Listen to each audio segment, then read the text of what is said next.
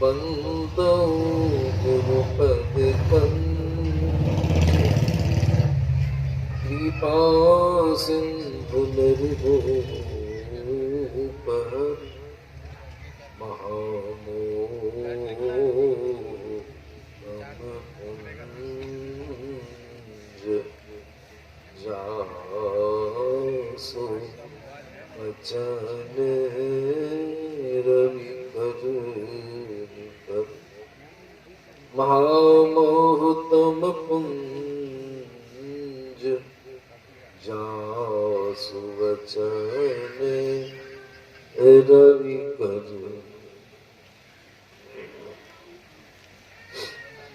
उपस्थित मंचस्थ मुद मंगलमय साधु समाज, धर्म प्रेमी सज्जन वृंद तथा माताओं एवं हम लोग सब कोई गुरु महाराज की कृपा से संत के सत्संग में उपस्थित हुए हैं और संतों के कल्याणकारी वाणियों को श्रद्धापूर्ण भाव से सब कोई श्रवण कर लेते हैं। यह सत्संग क्या है? तो अभी आप लोगों ने सत्संग की महिमा को श्रवण किया है। संत लोग कहते हैं श्री सद्गुरु महाराज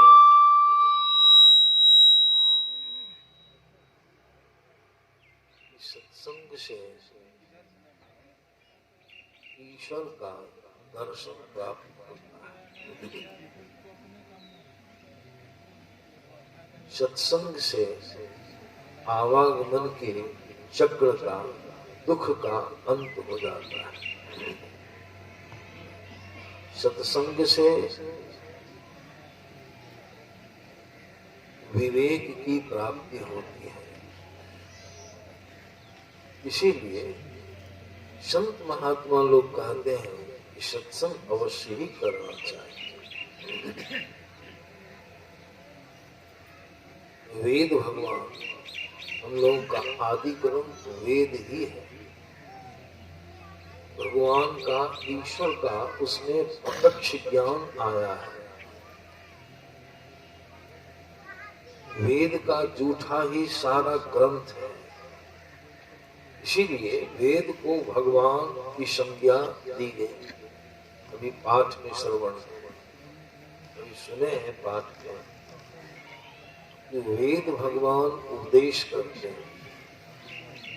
क्या उपदेश करते हैं? कहते हैं कि हे मनुष्यों,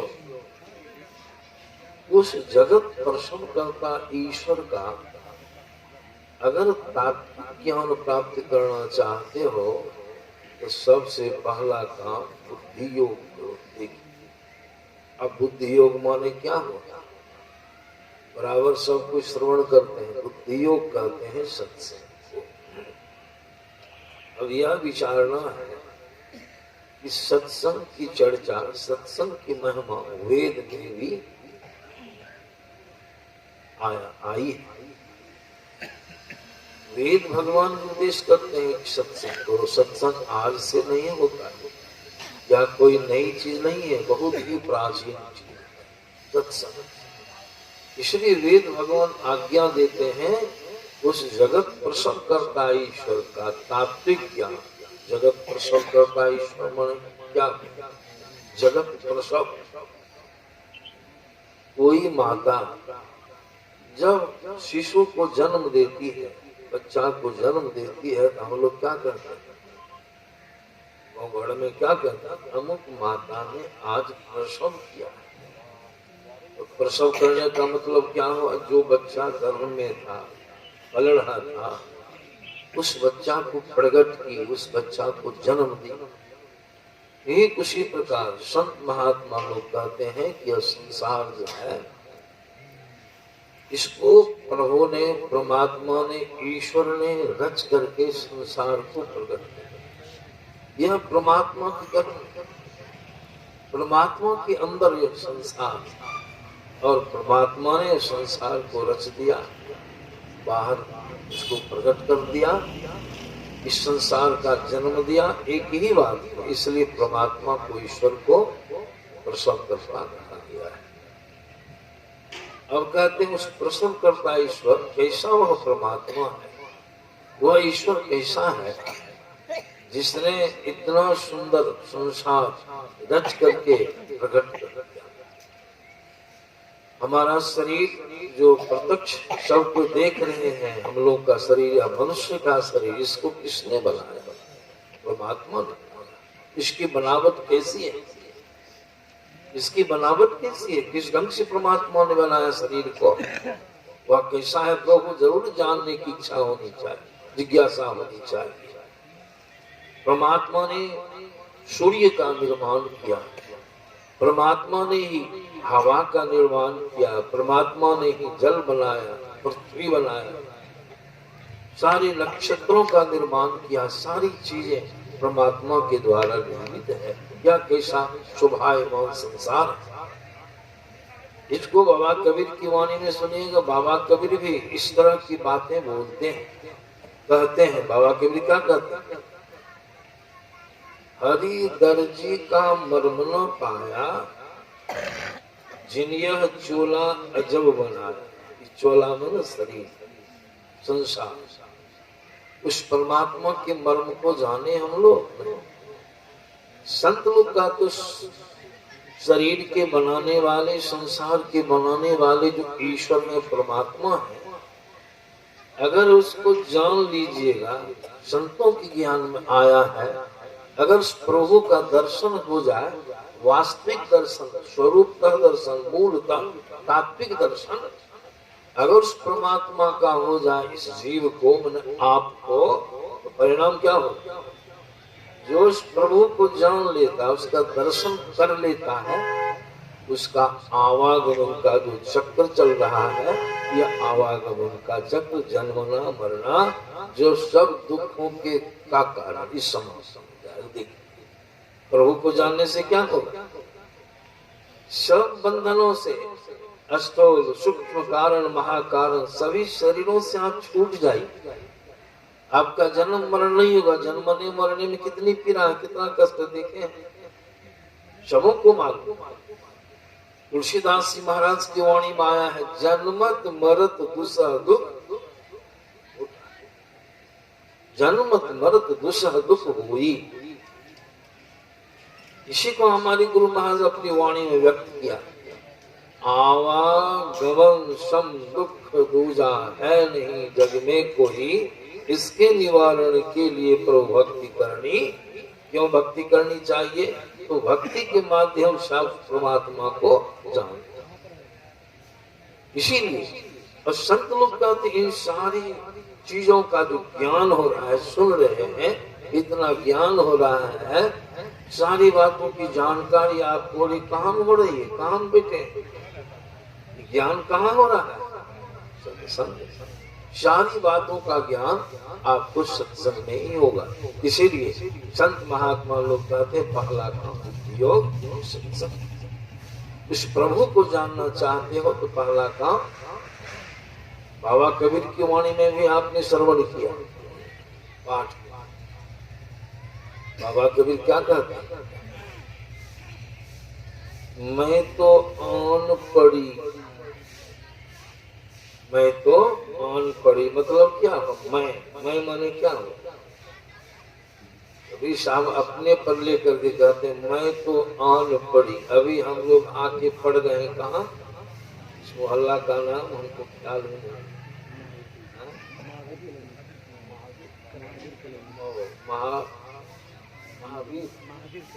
महावीर कॉलोनी नाम यहाँ हम लोग आकर के कहाँ से आए हैं? अपने अपने स्थान से सबको आए। यहाँ तो स्व शरीर आए यहाँ पड़ा के खड़ गए। यहाँ तो सत्संग मिल रहा है, लेकिन बाबा कबीर के कहने का भाव क्या है, बात में सुने हैं। मैं से मतलब क्या हो जी, मैं तो अन पड़ी, मैं आके पड़ गया हूँ। कहाँ पड़ गया हूँ? ऐसा शब्द का प्रयोग कभी सामने किया, चोरन के नगर, चोर की नगरी माँ की। ये जीव कहाँ? आज चोर की नगरी किसको कहते? लोगों को मालूम है चोर कहाँ रहता है। चोर प्रकाश में, इंजोड़ में चोर नहीं रहता है। चोर कहाँ रहता है? अंधकार में रहता है, आड़ में रहता है, अनदेख स्थान पर चोर निवास करता है। देखिए कहाँ आए हैं, कहाँ से आए हैं, जान। ये सत्संग इसीलिए करना चाहिए, ज्ञान सत्संग। बाबा के मुझे मैं तुमान पड़ी, मैं जो हूँ चेतन आत्मा, जीवात्मा, प्रभु का अंश, मैं आकर के पड़ गया। कहाँ पड़ा हूँ? चोर की नगरी। चोर की नगरी क्या है, कहाँ है? सो देखिए मालूम पड़ जाएगा कब कहाँ आए हैं, पता चल जाएगा चोर की नगरी क्या है। आंखों को बंद करके जब अंदर में निहारते हैं, देखते हैं तो क्या झलकता है? आंखों को बंद करके सबको देखिए तो क्या झलकेगा? अंधकार। किसको झलका अंधकार? किसको मालूम पड़ा है, किसको दिखाई पड़ रहा है अंधकार? तो कहिएगा हमको, बोला आप, मुझको। एक ही बात, आपको, हमको, मुझको। मतलब क्या हुआ? आप जो है अंधकार को देख रहे हैं, इसका मतलब क्या हुआ? आप उस अंधकार में हैं तब नहीं देख रहे हैं। शरीर के अंदर में आंखों को बंद कर देखे अंधकार, अंधकार में आप है। मतलब क्या हुआ? देखो कहाँ पड़े हैं क्या? उससे के अगल बगल भी जाते हैं अंधकार से, उस अंधेरी कोठरी से नहीं, हमेशा 12 मास उस अंधकार के कुंड में पड़े। पहले तो नहीं थे लेकिन आए हैं। कभी साहब कहते आए हैं, आके पड़े जन्म जन्मांतरों से, इस बार ही सिर्फ नहीं, यह ख्याल रखना। इसलिए बाबा कबीर उस अंधकार के बारे में ही कहते, विषय में ही कि मैं तो आंख पड़ी चोरन के नगर, सत्संग बिना जिए तरसे, सत्संग की प्राप्ति। या ऐसा भी इसका, मैं ऐसे नगर में आ गया हूँ जहाँ के लोग सत्संग से जी चुराते हैं। इसका वास्तविक अर्थ हुआ मैं चेतन आत्मा अंधेरी कोठरी में आके पर वो चोर की नगरी में, वहां बहुत सारा चोर है। इसलिए बाबा के भी दूसरी जगह इसको स्पष्ट कर देते हैं। बाबा कभी कहते हैं जहां आए हो चोर की नगरी में, अंधकार। चोर की नगरी कहने का मतलब क्या? अंधकार में, तो अंधकार में पड़े हो। कभी साहब कहते हैं ऐसा अंधकार है जिस कोठरी में तुम रहते हो, एक तो अंधेरी कोठरी, ऐसा शब्द है। मैं जब इसकी चर्चा करता हूँ तो अवश्य सुनाता हूँ। यह शब्द के साथ एक तो माने क्या लगता है शब्द से कि दूसरी भी कोई दिक्कत, ऐसा लगता है ना। एक तो अंधेरी कोठरी, एक बुढ़िया आई मेरे पास एक बच्चे को लेकर। बच्चे के हाथ में देखे प्लास्टर क्या, बुढ़िया कहती है बाबा देखिए, एक तो इसकी माय मर गई, जैसे कहते एक तो इसकी माय मर गई है, हमको समझ में आ गई बात, दूसरों को न दिक्कत इसको। ऐसा सब, एक तो इसकी माय मर गई है माता जी, और दूसरी दिक्कत देखिए ने ओसरा पर से फिसल के गिर गया हाथ। ऐसा सब बाबा के भी कहते, एक तो अंधेरी कोठरी है ना, कोठरी अंधेरी, इसका ज्ञान सत्शिक्षित प्राप्त होता है। एक तो अंधेरी कोठरी, एक तो दूसरी दिक्कत क्या है? कहते जामे देरो न पाती हो, परिणाम क्या होगा? रिजल्ट, फल क्या मिलेगा अंत में जीव को? हम लोग निश्चिंत पड़े हैं। एक तो अंधेरी कोठरी जामे दियो न बाती हो, अब बहिया पकड़ी जम ले चले कोई संगी ना। अंत समाएगा अंधकार में जीव को ही, जहाँ आप हैं वही जम आपको पकड़े। पकड़ के 84 लाख में जीत देते। इसीलिए यहाँ कबीर साहब कहते हैं मैं तो आन पड़ी, लेकिन कहां से आए हैं? अब गुरु महाराज की वाणी से इसको मिलाई पदावली से 12 मासा की एक कड़ी सुना पढ़ने वाली बात गुरु महाराज की वाणी। पहले कहां थे? नहीं शब्द परमात्मा, नहीं शब्दम परमम पदम, नहीं शब्द में थे। और सृष्टि के प्रवाह में सृष्टि की जो धारा निकली, रचना की जो धारा निकली, उस धारा में हम जहां थे वहां से बस चले। नहीं शब्द से कहां आए? नीचे उतर स्थूलता की ओर, दुख की ओर, सुख से दुख की ओर, वहां से चले ऊपर से आए। पहले कहां आए? शब्द, शब्द में आए, फिर शब्द से भी नीचे खिसके आप जीव हम और आप कहां आए? प्रकाश मंडल। अब प्रकाश भी नहीं रुके, वहां से भी प्रवाह में नीचे आए। अंत में कहां आ गए? प्रकाश के बाद कहां आ गए? अंधकार की कोठरी अंधकार में, नाम रूपात्मक जगत संसार में फंस गए। इसी को हमारे गुरु महाराज ने व्यक्त किया। बराबर कहते हैं गुरु आपकी वाणी में, तम प्रकाश अरु शब्द, तम प्रकाश अरु शब्द निःशब्द की कोठरी, तम प्रकाश अरु शब्द निःशब्द की कोठरी, चारों कोठरियां अंदर घट कोठरी। कितनी कोठरियां होगी लीजिए? तम प्रकाश अरु शब्द अनिशब्द, चार किस्म की कोठरियां हैं आपके। चारों कोठरियां अंदर घट, इस घट के अंदर में इस किला में कोठरी। और हमारी स्थिति क्या हो गई? महाराज लिखते हैं, कहते हैं तो जिसको कबीर साहब ने मैं कहा, उसी को गुरु महाराज ने कहा तो मैंने यही जी अमोड़ा तो उतरी पड़े। देखिए उतरना शब्द, अब कबीर साहब की वाणी में आना शब्द, मैं तो आन पड़ी। अब गुरु महाराज कहते हैं तो उतरी, उतरने का मतलब क्या? ऊंचे पर, ऊंची जगह से वहां से उतरे, उतरना क्रिया। तो उतरी पड़े, उतर के पड़ गए हो कहा? कबीर साहब ने तो कहा चोर की नगरी। गुरु महाराज क्या कहते हैं? तुम उतरी पड़े तम माही, तुम उतरी पड़े तम माही। तम के मंदिर है कि नहीं? और पीर के परमात्मा जहां से आप आए वो कहाँ में है? तुम उतरी पड़े तम माही, पीर नहीं शब्द में। परमात्मा कहाँ में? नहीं शब्द, नहीं शब्द जहां से आए परमात्मा। तो उतरी पड़े तम माही पीव नहीं शब्द में, यही ते पड़ेगी वो दूरी, यही दूरी प्रभु में, आप जीव में। तो उतरी पड़े तम माही पीव नहीं शब्द में, यही ते पड़ेगी दूरी। इसलिए चलो चलो जीव कहते चलो। कहाँ चलो? जहाँ से आए, कहाँ से आए सुन ली, वही है सत्य सत्य। चलो नहीं शब्द में, इसलिए तुमको कहा जाना है? नहीं शब्द में, नहीं शब्द। वहां जाने से क्या होगा? फिर आवागमन का चक्र आपका समाप्त हो जाएगा, जन्म मरण का चक्र समाप्त हो, प्रभु का दर्शन हो जाएगा, अपने धाम में आप चले आके पड़े। इसीलिए वेद भगवान कहते हैं अगर प्रभु को जानना चाहते हो, यह सब ज्ञान अभी हम लोग को कहाँ हो रहा है?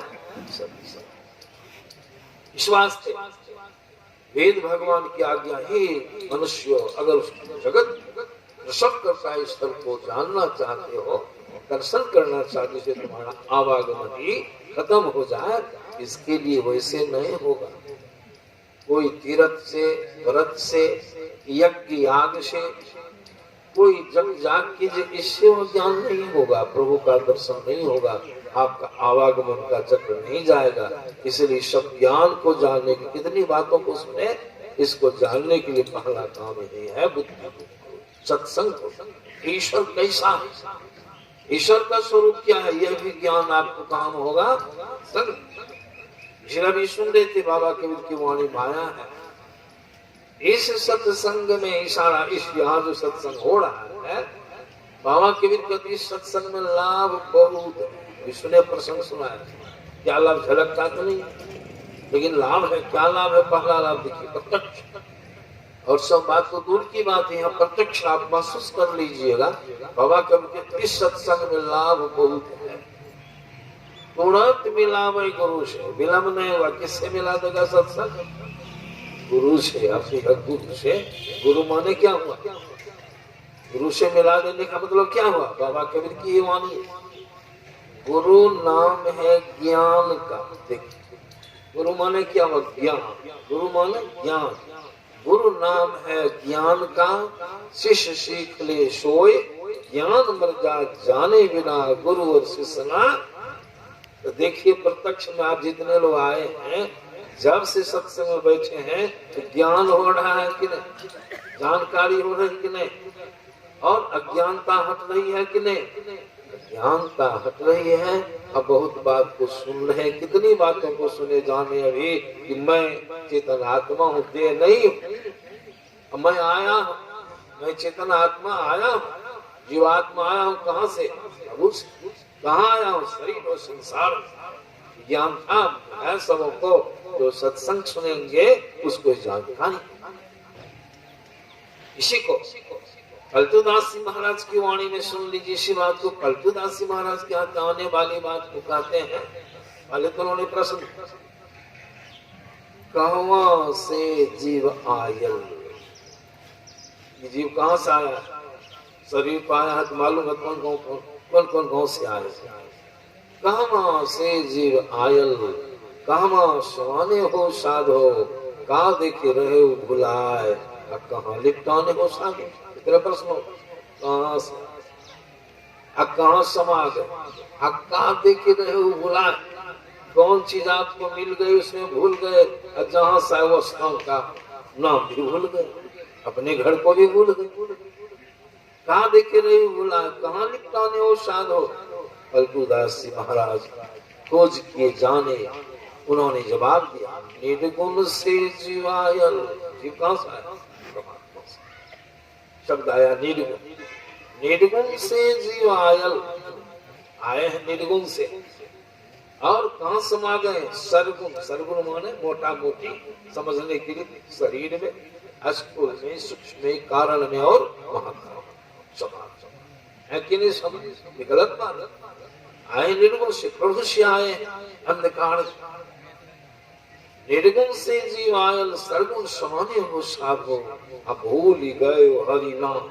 जिस नाम के सहारे आए, जिस शब्द के सहारे आए, उसको भूल गए। जिस धारा के सहारे आए उसको भूल गए। भूल गए हरि नाम, माया लिपटाने हो माया। संसार के पंच विषयों को देखो, रूप रस गंध स्पर्श और शब्द विषय को देख करके भूल गए अपना आकर्षण। आए हैं, यहाँ आए हैं, अंधकार में पड़े हैं। यहाँ रहने से बड़ा बड़ा जन्म और मरण होता है कि? अभी तो जन्म हो गया, अब क्या बाकी है? विचारिए, सब कुछ फड़ा, क्या बाकी है? मरण। तो मरना बढ़िया है। किसी को मरना कबूल है? पूछे तो कि नहीं, तो नहीं, बहुत पता। मरण काल में जीव को असह्य पीड़ा भुगतनी पड़ती, आज जन्म काल में भी उतनी ही। मैं तो बराबर सुनाया करता हूँ, जन्म के साथ कैसे हुआ? सीधे सीधी जन्म नहीं हुआ। जन्म है माता के पेट में जाकर के तब आना। अब माता के पेट में रहे हैं कैसे?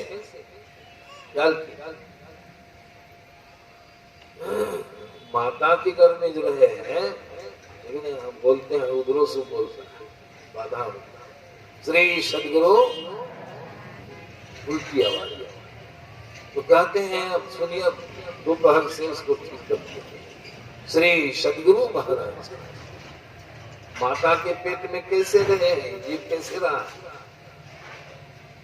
तुलसीदास जी महाराज की वाणी मार, सिर है और ऊपर चढ़, ऐसी स्थिति संकट की। ऐसे रहे। अभी के लिए को कहिए भाई, हम तुमको 5,000 रुपया घंटा देगा, 4 घंटों तक तुमको हम उल्टे पांव टांग करके रखेंगे। कोई गरीब आदमी भी तैयार होगा 4 घंटों तक उसके पांव को बांध दी और उसके अंदर एक डंडा घुसा कर खंभा बांध उल्टे उसको बांध दी, उल्टा बहादुर की तरफ। कोई आदमी पसंद करेगा? और इस तरह से माता की गर्भ में हम और आप 9-10 महीने, इतना ही नहीं, वहां की जगह इतनी संकीर्ण कि आप सिमटे हुए रहे, न हाथ चला सकते हैं न पांव चला सकते हैं, बहुत कष्ट। इतना ही नहीं, और माता के गर्भ में जहाँ पेशाब पैखाना की थैली है, वहीं आपकी दांत, आपका मुख, आपकी आंखें, इतना कष्ट। और क्या, जिस लाड़ पुरैन में यह शरीर लिपटा रहता है चादर में, अंदर में, उसमें सैकड़ों कीटाणु होते हैं। कीटाणुओं का डंक होता है, शरीर बड़ा कोमल रहता है, माता के पेट कीटाणुओं का डंक होता है, हजारों हजार कीटाणुओं का डंक। एक मक्खन काटता है तो हम लोग की छिलमिली छूटने लगती है, और वहाँ इतने कीटाणुओं का डंक होगा क्या? रचियो सकिएगा ऐसे से, हंसो तो लीजिएगा, बाल में हंसो तो लिए, बचवा लिए, कच्छ बचा के बच्चा रहता है, हम और आप रहे। इसीलिए तुलसीदास जी महाराज ने कहा, सिर हेठ ऊपर चरण संकट बात नहीं पूछे कोई, सोनीत पुरुष जो मूत्र मल कृमि कर्म मावित सोवई, कोमल शरीर गंभीर वेदन शीश भूमि सोनी। कोई स्वतंत्रता है आपको? बड़ी कोई गप करने वाला नहीं, किसी को देख सकते, ना माता से बातचीत हो सकती, कोई गपशप होगा? कितना संकट का समय है, वह ख्याल में है कि नहीं को अंदर वाला दुख नहीं। अगर ख्याल हो जाता अब तो बहुत डर के प्रभु का भजन करने में लग जाते, उस प्रभु को जानने का प्रयास करने लग जाते, तो वो डर कष्ट प्रभु से जब प्रार्थना की, रोए, बहुत शीश धुनी धुनी रोए, तो प्रभु को आपकी रुलाई जब मालूम पड़ी, वो तो अंतर्यामी है, सारी बातों को जानने वाले, आपकी रुलाई से द्रवित हो गए, उनको दया। जब दया आ गई तब प्रभु ने क्या काम किया? प्रसव कीड़ा को प्रवाहित किया। तब माता प्रसव करती है, बच्चा का जन्म हुआ, जैसे बाहर निकले, लेकिन निकलने के साथ ही आंखें खुल गई। देख रहे हैं, पाँव चला रहा है बच्चा, हाथ चला रहा है कि नहीं? स्वतंत्रता थी, काल कोठरी कष्ट समान युवा जन्म। अभी भी जो जी रहे हैं, जीवन जी रहे हैं, यह भी दुख के साथ, सुख नहीं है। जब तक पंच विषयों को भोगते अच्छा लगता है, और उसके बाद जो फिर मानसिक पीड़ा है, शारीरिक पीड़ा है, अनेक प्रकार की पीड़ाओं से आप जीव पीड़ित रहते। इस तरह से दुख के साथ समय जीवन बिताते बिताते अंत में समय कौन से कहा जाएगा? मरण काल। क्या जाएगा? मरण काल के साथ। इसमें देखते हैं गर्री आ जाती है, आंखें उलट जाती है, दोनों पुतली आंखों। जब बहुत त्रास देता है, बहुत पीड़ा दे, उसी अंधकार में जम बैठा जहां आप हैं, वहीं जब आपको ग्रसे गंगा के तरफ तरफ करके 56 प्रकार की प्यास जीव को जम लगाता है। मरण काल में 56 प्रकार की प्यास लगती है, त्रास। अंत में व्याकुल होके छटपटा करके फड़फड़ा करके यह जीव शरीर को जान, शरीर को भी त्यागे, तब शरीर छूट गया। मरे तो कहा अंधकार से ही निकले, ख्याल किया, अंधकार से निकला, 9 द्वार से निकले। जिस द्वार से शरीर मां के प्रवेश के 10वां द्वार, वह द्वार बंद है, वह द्वार आप जान नहीं सकते हैं, वह बहुत 10वां द्वार, वह द्वार बंद है। जब ने इसको अंधकार के पट से बंद कर दिया है। जब भी जीव निकलेगा 9 द्वार से बाहर, 9 द्वार से, और 9 द्वार से निकलने का परिणाम क्या होगा? फिर संसार में 84 लाख प्रभु के यहाँ तो नहीं है जा सकता, उनका दर्शन नहीं, कल्याण नहीं होगा। फिर जन्म, फिर मरण। तो अभी तो मनुष्य के शरीर में आए हैं, आप फिर कर्म ऐसा हो रहा है। यह भी बात संत लोग बताते हैं, पशु का शरीर भी है, 84 लाख किस्म की योनियां हैं, उन सब शरीर में भी जाना होगा। अब फिर अब मरण होगा तो फिर जन्मों होगा, मरण होगा तो फिर जन्म में कहा किस स्थिति में रहना होगा। वही जो सुने माता गर्भ में फिर उतनी फिर जन्म, फिर मरण कभी छूटने वाला है। हमारे गुरु महाराज ने पदावली बड़ा सुंदर दर्शाया है। कहते हैं गुरुदास की वाणी माया है, संस्कृति संताप से कांप रहे, संस्कृति संताप से कांप रहे, भव घोर भ्रमद जीव हाँफ रहे, इन्हें ढाढ़स दे समझाए के गुरु नाम सुमर अपस 84 लाख की यातनाओं को भोगते भोगते अजीब हमोड़ा भव घोर भ्रमद, ये भवसागर जन्म मरण की जो घोड़ी चलती है भ्रमण में, हम घूमते घूमते घूमते हपस भव घोर भ्रमद जीव हाँफ रहे, इन्हें ढाढ़स दे समझाए के गुरु नाम सुमर ईश्वर का स्मरण करो, कभी कभी जन्म मरण कैसे छूट गया। इसीलिए संत महात्मा लोग कहते हैं उस प्रभु को जानो। प्रभु को जानने के लिए उनके संबंध में उनके स्वरूप का ज्ञान होना चाहिए। इसीलिए वेद भगवान की आज्ञा हुई, इन सारी बातों को, जितनी बातों को भी सुने हैं, यह सब ज्ञान का विषय है। यह ज्ञान सत्संग के माध्यम से प्रत्यक्ष में हो रहा है। पहली महिमा तो यही थी। इसीलिए वेद भगवान का कहना हुआ, हे जीव, अगर तुम कल्याण चाहते हो, जन्म मरण के चक्र से छूटना चाहते हो, तो प्रभु को जानो। अब एक बात पर विचार, उस प्रभु को जानने के लिए क्या करना होगा, कैसे, कहाँ में जानिएगा प्रभु को? प्रभु का धाम, प्रभु का स्वरूप क्या है, ये मालूम है सब, सत्संग के द्वारा मालूम हो जाता है। उस प्रभु का तात्विक ज्ञान प्राप्त करने के लिए, दर्शन करने के लिए जीव को प्रभु के पास ही जाना। कहाँ जाना होगा? जहाँ से आए हैं वही न जाना होगा, वही न प्रभु विराजमान है। प्रकृति पार प्रभु तो सब जगह है, सर्वव्यापक है, और सर्वव्यापकता के पड़े उनका निज मंडल हुआ, जहाँ से आप आए हैं।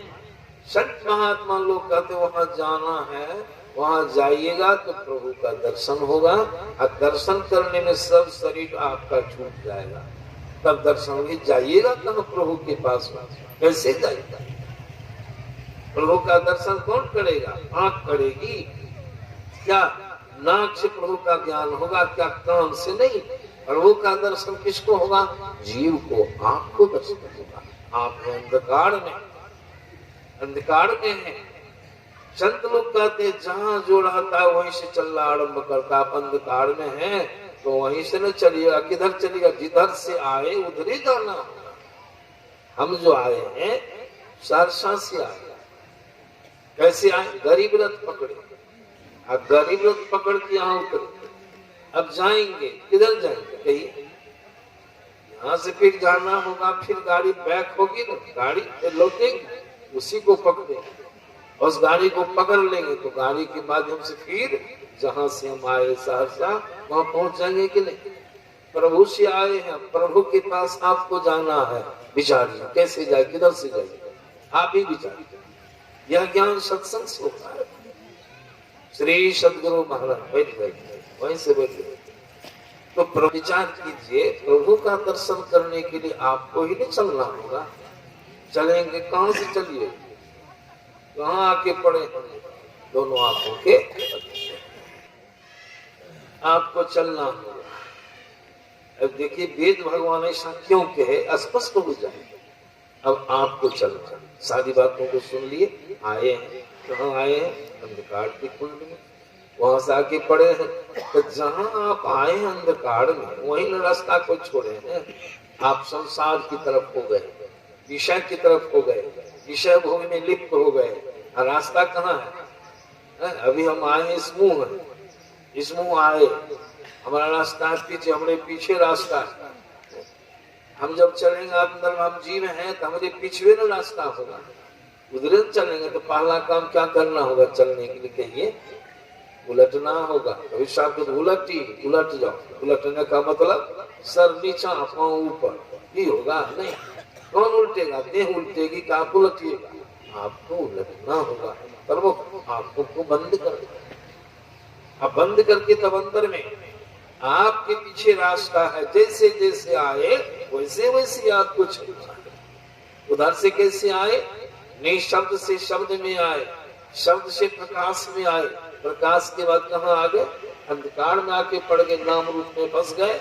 अब इधर से आपको चलना है। कैसे कैसे जाइएगा? कहिए, अंधकार ही न सहारा बनेगा, अंधकार से ही चलना है।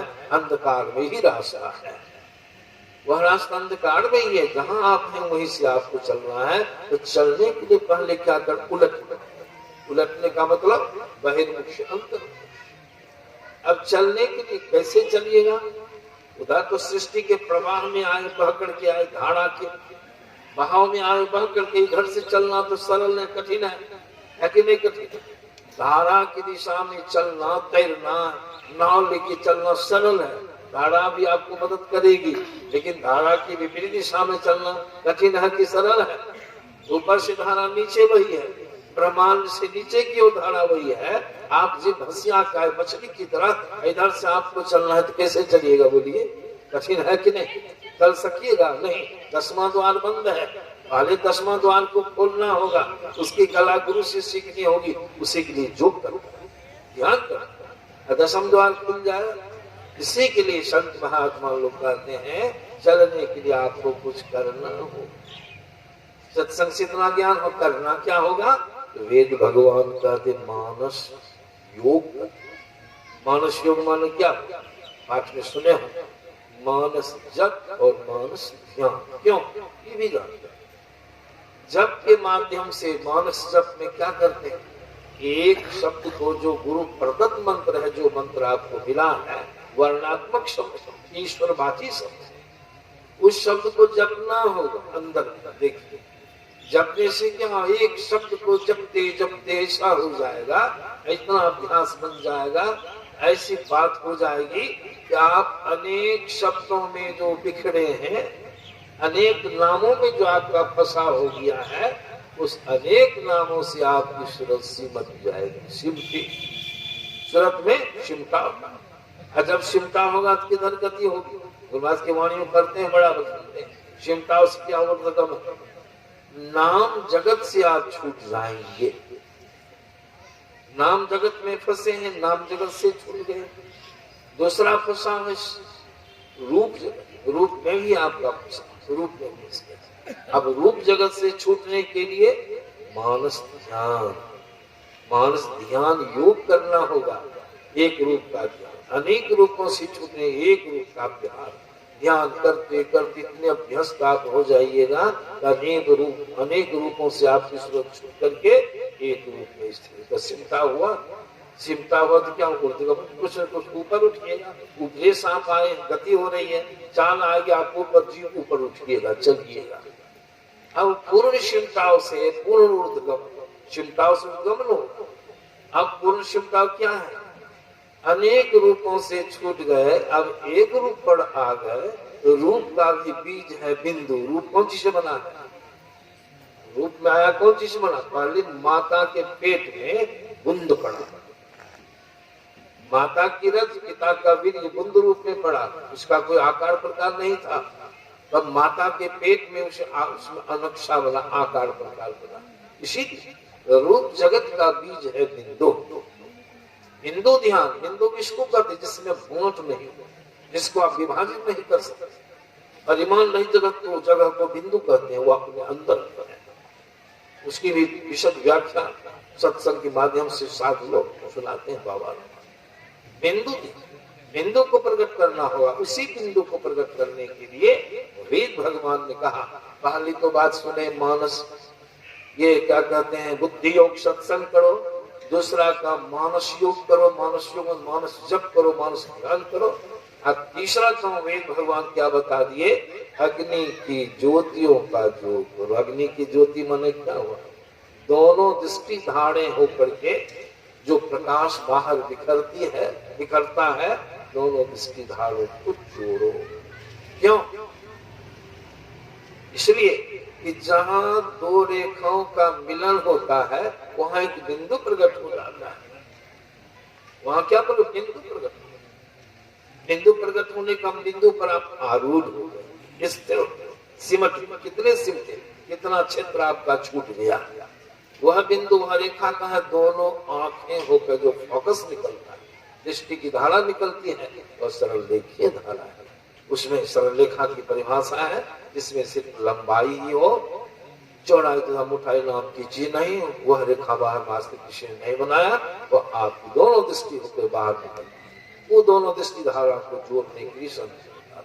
इसलिए वेद भगवान ने कहा अग्नि की ज्योतियों का जो करो दोनों दृष्टि धारों को, इसकी युक्ति गुरु से सीख करके उसको जोड़ो। जोड़ने से क्या होगा, एक बिंदु प्रकट होगा। जैसी रेखा वैसा बिंदु। बिंदु की भी परिभाषा है जिसमें न लंबाई हो, न चौड़ाई हो, न मोटाई हो, सिर्फ स्थान भर नियत हो। कितना सूक्ष्म होगा सोचिए। वह जब बिंदु प्रकट हो जाएगा अंदर में, उस बिंदु पर आप चेतन आत्मा स्थिर हो। कितना छूट, पूर्ण शिवता। पूर्ण शिवता होने से स्थूल शरीर से आप पूर्ण रूप से सिमट गए, आपका ऊर्ध्वगमन हो गया। 10वां द्वार। दोनों दृष्टि धारों को जोड़ने से इस क्रिया में जो सफल हो जाता है उसका 10वां द्वार खुल जाता, अंधकार पड़ जाता, प्रकाश में चला जाता। पूरी अवस्था, पहली अवस्था है सूक्ष्म। ये देखिए कर्म, इससे विदित हो जाता है कि वेद भगवान की जो आज्ञा है ये सब करने की सही जचती है। इस ढंग से जब आपका ऊर्ध्वगमन हो गया, पूरी अवस्था में चले गए, 10वां द्वार खुल गया, अंधकार टूट गया, प्रकाश में चले गए, और साधनाएं, उन साधनाओं के माध्यम से अंदर में जो आपकी गति होगी, आप अंदर अंदर चलेंगे। अष्टो सूक्ष्म कारण महाकारण कैवल्य के पार, तन में पिल पांचों तन पाड़ा जा पाओ प्रभु साथ। आपका गमन हो जाएगा। इस तरह से आप शब्द में जब जाएंगे वहाँ प्रभु का दर्शन हो जाएगा। जब प्रभु का दर्शन तात्विक दर्शन, अब वो दर्शन जो हुआ बहुत लोगों को, उसके विषय में दोपहर की सत्संग में सुनिएगा। वह दर्शन नहीं, माया का दर्शन। इस तरह का जो दर्शन हुआ किसको हुआ, आप अकेले। कैसे अकेले हो गए, तो चलने में स्थूल छूट गया, सूक्ष्म छूट गया, कारण छूट गया, महाकारण छूट गया, सभी इंद्रियों का संग छूट गया। आप अकेले हो गए। अकेले आपका ही विषय प्रमाण। भजन गाया गया जय जय राम में क्या सुना, रूप न रस न नहीं गंध स्पर्शन, नहीं शब्द नहीं नाम हो राम राम। ऐसा नाम जो परमात्मा 5 विषय में कोई विषय नहीं, किसी इंद्रिय से परमात्मा का ज्ञान होगा। इसलिए कहा गया गुरमस की वाणी में, मन बुद्धि इंद्र इनको गम नाही, तब किसको इसका ज्ञान होगा, आत्मगम विश्व राम हो राम। आत्मा को ज्ञान, लेकिन आत्मा तो सब इंद्रिय के चंगुल में है, अकेली नहीं है, सब शरीर में फंसी है, तो प्रभु का दर्शन होगा नहीं होगा। जो ऐसा नहीं किया, वेद भगवान की आज्ञा के मुताबिक नहीं किया, दर्शन हुआ, तो किसको दर्शन हुआ, आंख से देख माया, प्रभु के माया का दर्शन हुआ। मनुष्य रूपा को दर्शन हुआ, परमात्मा ने दर्शन दिया। तब करने के अंत में दर्शन हुआ, कौन चीज दर्शन किया, आंखों से। रक्षक हुआ, वरदान हुआ, क्या कल्याण हो गया। मनुष्य रूपा का जन्म मरण का जब छूट गया, नहीं क्यों, तात्विक रूप में प्रभु का दर्शन। उसको तात्विक रूप में दर्शन होने के लिए आपको सब शरीरों से इंद्रियों से छूट के अकेले होना होगा।